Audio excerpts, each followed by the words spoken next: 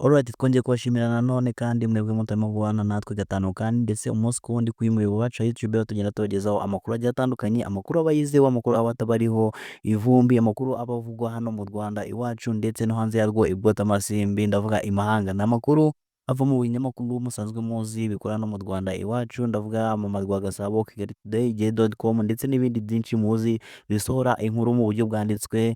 Niyo mpamvu natwe dukora uko dushoboye kose kugira ngo tuzibakorere mu buryo bwa video, by'umwihariko mwebwe mukoresha urubuga rwa YouTube mubashe kubona inkuru ziba zigiye zitandukanye ziba zivugwa mu ba mbere. Niyo mpamvu igihe wakanze subscribe kuri muyoboro wacu wa YouTube bizagufasha guhora uri update ku nkuru zigiye zitandukanye ziba zivugwa haba hano mu Rwanda iwacu ndetse no hanze y'u Rwanda ibwota amasimbi n'imahanga ndimo mvuga. Alright, iyo twihuse rero nk'uko mwabibonye kuri cover y'iyi video, ni inkuru ishimishije, ni inkuru ishimishije abanyarwanda byose muri rusange, by'umwihariko abakunzi ba Ishimwe Vestina nk'uko tumaze iminsi tumugarukaho. Ishimwe Vestina twamuvuzeho byinshi bigiye bitandukanye, ariko nanone niyo mpamvu tugize ngo tuze tubabwire iyi nkuru tubonye yagiye ikwirakwira ku mbuga nkoranyambaga, ize kubashimisha by'umwihariko mwebwe mwabakunze, by'umwihariko mu ndirimbo ze yakoranaga n'umuvandimwe we Dorcas. Ni inkuru rero ishimishije, ni inkuru nk'uko mwabibonye kuri cover y'iyi video, aho twabagarukiraga, aho ari video igiye kubereka irabigaruka ku rugo rushya rwa Ishimwe Vestina agiye kuzubakiramo, akaruberamo umumama mwiza, akaruberamo byose bishimishije. Ni inkuru rero twaje gutahura ku binyamakuru bigiye bitandukanye, by'umwihariko ku rubuga rw'uyu Ishimwe Vestina rwa Instagram. Ni ifoto yagiye atangaza cyangwa se yereka abakunzi be, aho yaberekaga urugo rwe cyangwa se urugo rwabo we n'umukunzi we Idrissa, urugo rushimishije. Ni nyuma yaho rero yuko basoje gukora ubukwe bwabo, ubukwe bwabereye hariya i Kigali muri Kigali Conference Arena nk'uko twagiye tubibagarukiraho cyane.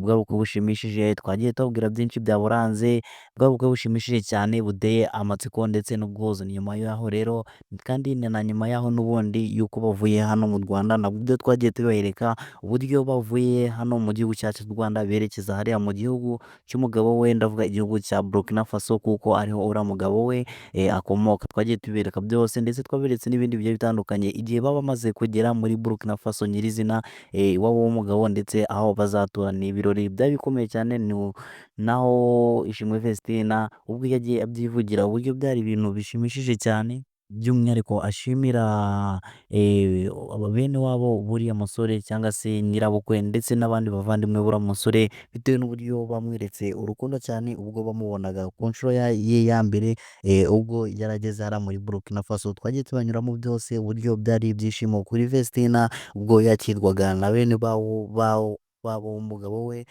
bene wabo ba Idrissa Ouedraogo. Twagiye tubereka cyane, niyo mpamvu dushaka kwihuta cyane mu nkuru tuje kubabwira nk'uko mwabibonye kuri cover y'iyi video, naho tugiye kubwira cyangwa se tuje kubereka urugo rushya rwa Ishimwe Vestina. Ni urugo rushimishije, ni inyubako mubona ko ari inyubako irenze cyane, ni inyubako nziza iteye ubwuzu, iteye n'amatsiko kuyigiramo kuko ari inyubako y'agatangaza, ni inyubako idakunzwe kugirwa n'abantu bacize bose.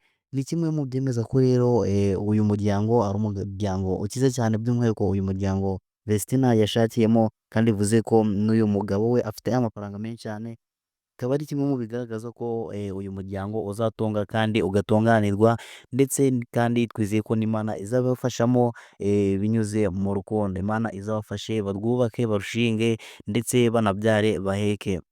Kandi nk'uko twakomeje kubibabwira, ni inkuru aho Ishimwe Vestina we ubwe yagiye abitangaza ku rubuga rwe akunze gukoresha cyane, ni urubuga rwa Instagram, aho yagiye atangaza cyangwa se aho yerekana amafoto meza cyane y'iyi nyubako. Kandi namwe nk'uko mubibona, ni inyubako nziza cyane, ni inyubako ishimishije iteye ishema umuntu uwo ari we wese wayireba. Ni inyubako nini, bigaragara ko ari inyubako nini cyane yagendeye amafaranga menshi cyane, akaba ariyo Ishimwe Vestina n'umugabo we Idrissa Ouedraogo bagiye kuzaturamo. Ni inyubako twaje kubona, tukabona imbere yayo haparitse n'imodoka nziza cyane bagiye kuzajya bakoresha mu buzima bwabo bwa buri munsi.